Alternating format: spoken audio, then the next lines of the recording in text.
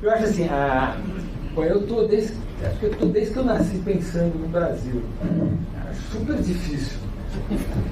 Eu nem gosto de viajar muito, eu não viajo muito para o exterior, eu falo mal inglês, eu acho sair do Brasil muito chato.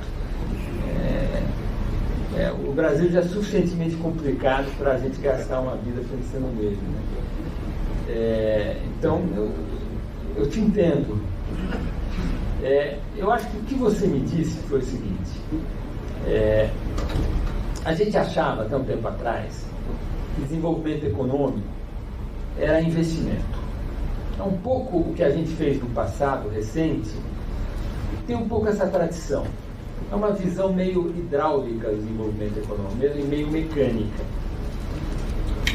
Foi um longo aprendizado do pós-guerra para cá. Essa visão veio um pouco do Keynes. Por quê? Porque o Keynes inventou uma coisa impressionante. Ele inventou uma coisa que deu certo. Você tinha uma economia abaixo do pleno emprego, você tinha um problema muito complexo, e ele mostrou que tinha uma engenharia que resolvia. Tinha uns botões lá que a gente apertava, que eles chamam de política monetária e política fiscal. Você apertava os botões, era uma coisa relativamente simples, e a economia voltava a crescer.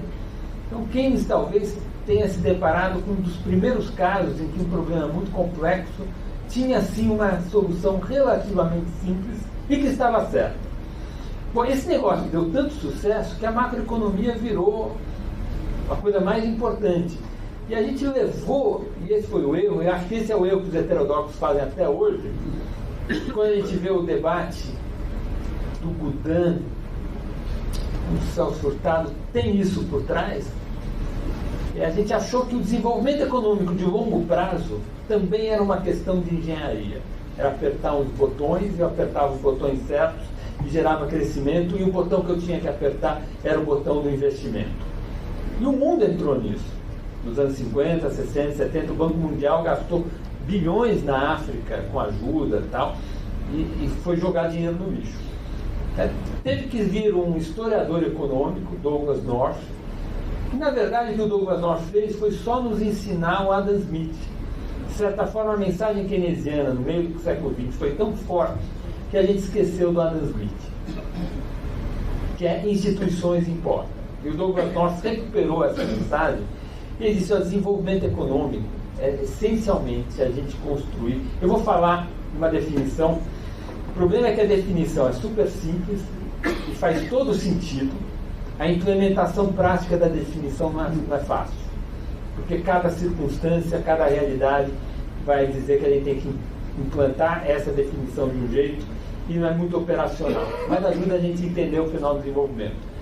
O que Douglas North nos ensinou não entender estava no Smith, é que desenvolvimento econômico a gente tem um marco legal e institucional que alinhe os incentivos privados com os retornos sociais. Ou seja, toda ação de uma pessoa, de um agente econômico na economia, gera um retorno para essa pessoa. A gente chama isso de retorno privado. Esta mesma ação gera um retorno para a sociedade como um todo. Instituições que geram crescimento eficiente, que geram funcionamento eficiente de uma economia, são instituições que alinham os retornos privados advindo das ações dos indivíduos com os retornos para a sociedade.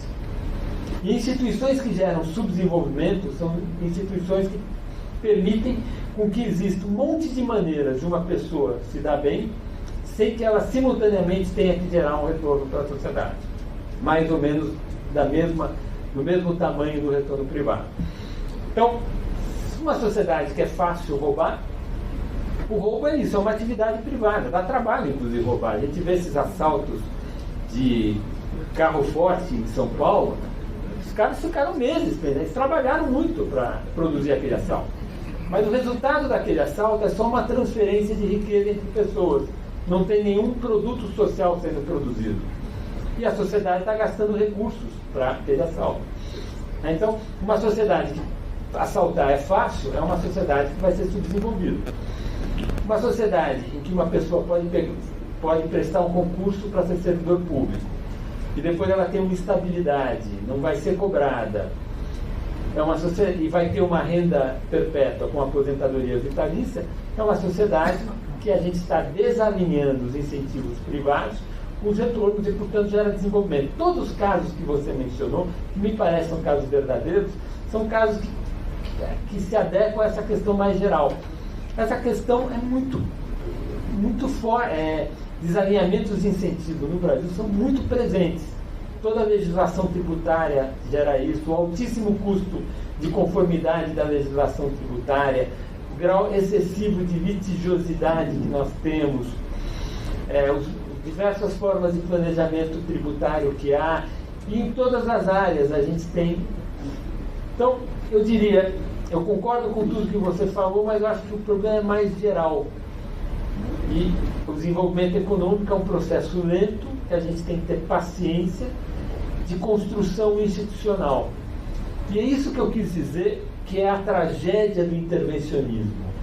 Porque o intervencionismo, com excesso de discricionariedade na política pública e falta de observação dos protocolos e das boas práticas, ele destruiu instituições.